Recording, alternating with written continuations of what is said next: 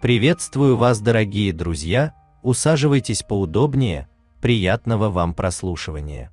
Медведи относятся к категории хищных животных, которые предпочитают вести обособленный образ жизни, поэтому их можно увидеть в условиях группы только в периоды размножения. Самцы проявляют агрессивность не только к своим сородичам, но и к медвежатам, если они долго находятся возле самки. В связи с этим, самкам довольно часто приходится защищать свое потомство от кровожадных самцов. Мы начинаем нашу историю. Эта ужасная и душераздирающая история произошла в небольшом городе России. Героями данной истории являются мачеха Виктория и ее пасынок по имени Антон. С Антоном в детстве произошла трагическая история, и он до конца своей жизни остался прикованным к инвалидной коляске. Антон жил со своим отцом и мачехой. Родная мать ушла от мужа после трагической истории с Антоном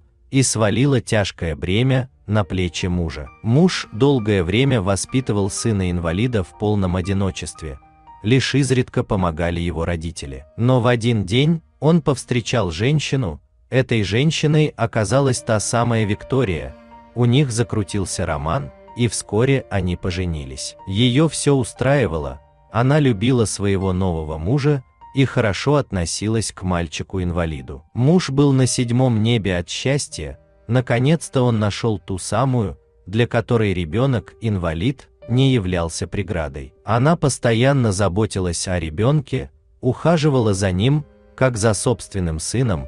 Антон тоже проявлял к Виктории уважение и относился к ней как к родному человеку. Но такое отношение продлилось недолго, Виктория стала хуже и хуже относиться к Антону, она считала его обузой и думала, что он мешает их счастливой семейной жизни. Она хотела завести своих детей, но муж ей постоянно твердил, что у них и так хватает забот с Антоном, и второй ребенок в семье ни к чему. Она очень злилась на мужа, а больше всего она возненавидела Антона за то, что он мешал им построить настоящую семью. И вот в один момент она не выдержала. Пока муж был в командировке, она решила пойти на отчаянные меры. Она придумала гениальный план – отнести ребенка вглубь леса и оставить умирать его там. Под предлогом прогулки она взяла Антона, и они отправились на автомобиле в ближайший лес. После того, как они приехали на нужное место, мачеха оставила своего парализованного пасынка в глухом лесу. Ее сердце было полно злобы и ненависти к этому мальчику, который никогда не смог бы стать настоящим сыном для нее. Она подумала, что его исчезновение в самом неприглядном месте станет хорошим знаком для его отца, и он будет отдавать свою любовь только ей, и она наконец-то сможет забыть об этом бремени, о котором она должна была заботиться. После того, как Виктория оставила Антона, она спешно покинула место преступления, села в машину и уехала домой. Мальчик, беспомощный и одинокий, сидел на инвалидной коляске в глубине леса. Его глаза наполнились слезами, и он начал паниковать, понимая, что его покинули. Виктория надеялась, что его найдут дикие животные или что он умрет от обезвоживания. Но у судьбы на него были другие планы. Судьба послала ему ангела-спасителя. Прошло уже около 1 часа, и мальчик понимал, что скорее всего за ним уже никто не придет. Он уже смирился со своей участью, как вдруг услышал треск веток из-за спины. Обернувшись назад, он увидел величественного медведя, который, видимо, пришел на запах человека. Мальчик начал паниковать еще больше, ведь смерть от лап медведя еще более ужасна, чем смерть от истощения. Но вместо того, чтобы атаковать или убежать, медведь подошел ближе и осторожно понюхал ребенка. В его глазах было видно сострадание и понимание. Он понял, что этот мальчик нуждается в защите. Так начался необычный день для медведя и мальчика. Медведь оставался рядом с мальчиком, ни на шаг не отходя. Он стал его сторожем и оберегал его от любой опасности, которая могла подстерегать их в лесу. Они провели вместе целый день, одинокие души, объединенные внезапной связью. Таким образом, мальчик провел весь день, ожидая помощи от неравнодушных людей. Он понимал, что находится в глубине леса, и скорее всего тут не ходят люди, но надежда все равно не утихала в его глазах. Как оказалось, недалеко от данного места, в лесу, живет одинокий старик. После смерти своей любимой жены он оставил свою квартиру в городе и перебрался жить в лес, ближе к природе.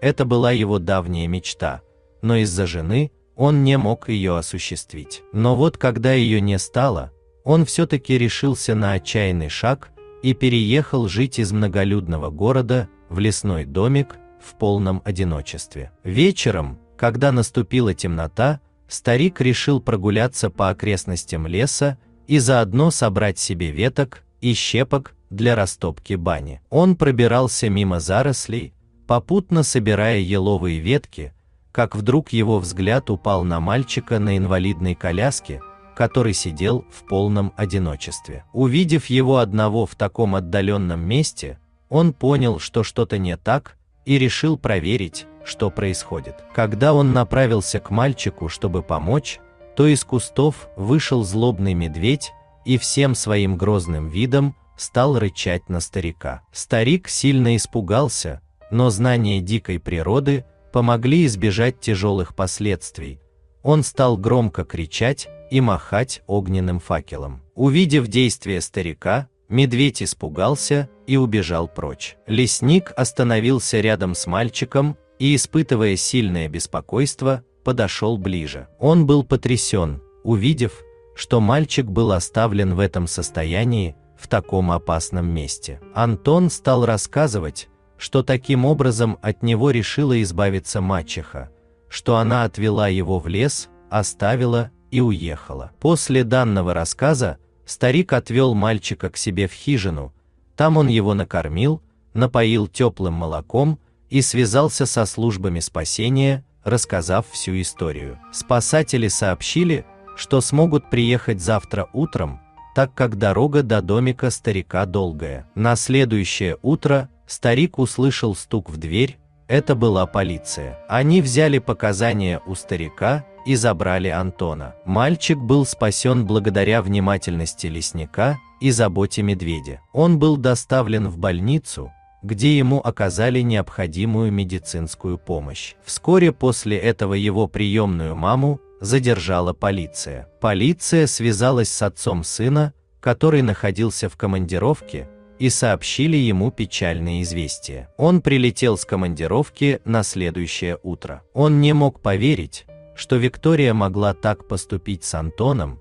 Она казалась ему доброй и заботливой женщиной. После данного инцидента он разорвал все связи с ней и с ее родными, выкинул все ее вещи из дома и навсегда вычеркнул ее из своей жизни. Мачеха предстала перед судом и была обвинена в покушении на убийство своего пасынка. Вся страна была потрясена этой историей, и многие требовали строгого наказания для женщины, позволившей такое нечеловеческое обращение с ребенком. Судебный процесс был долгим и мучительным для всех, замешанных в этом деле. Мачеха была признана виновной и приговорена к тюремному заключению. Судья выразил свое негодование поступкам женщины и подчеркнул, что такое жестокое обращение с ребенком никогда не будет терпимо в обществе. Отец Антона, в свою очередь, винил себя за случившееся.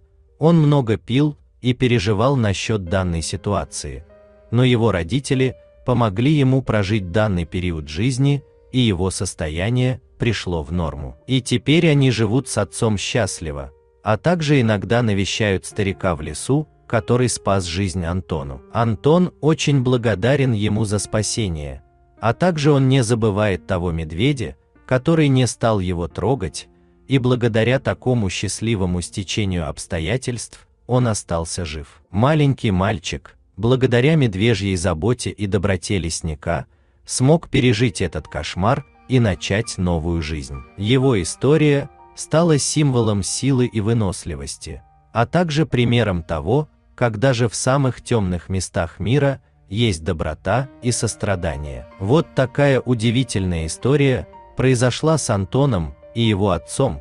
Трудно представить, что могло бы произойти, если в тот момент старик не появился в лесу. Если вам понравилась эта удивительная история, ставьте лайк, подписывайтесь на канал и делитесь им со своими друзьями. Ну и, конечно, не забудьте нажать на колокольчик, чтобы не пропустить новые интересные истории. Всем пока и до новых встреч!